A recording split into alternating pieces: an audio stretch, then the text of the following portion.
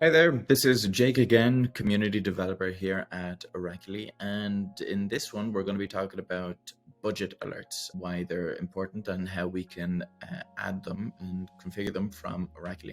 So budget alerts are pretty important because we don't want to ever have to be crossing our fingers at the end of the month and hope that our bill isn't too high or that we didn't go over our budget. We want to know, right? We want to be able to set thresholds of our estimated costs and be alerted so we know more or less how we are progressing as the month goes by.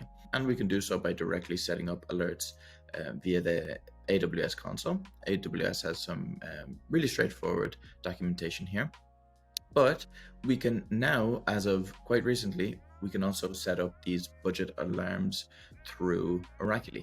And the benefit of doing it additionally through Oracle is that you can then send those budget notifications and those thresholds whenever they're alerted on, we can send them directly to the Slack channel of your choice. So let's go ahead and do that.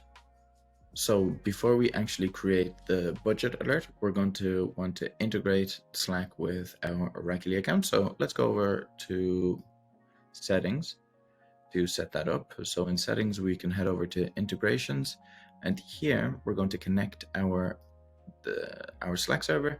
So I'm just going to allow this, and shortly, there we go, your Slack integration has been set up. Once that's done, we can head over to cloud accounts, and we're going to be able to set up a threshold and alert per account.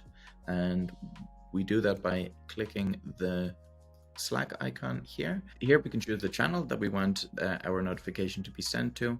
And if we want to be notified over a certain threshold, we can then toggle this here and choose the dollar amount that we want to be alerted on if we're estimated to go over. So say, for example, $500.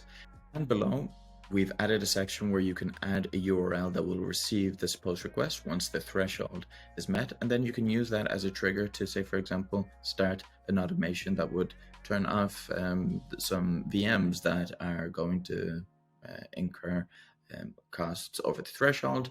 But this is really up to you. So once you have that, just save and you should be good to go. Now you will get those notifications once those thresholds are met. Hope this was informative, and thanks a million for watching.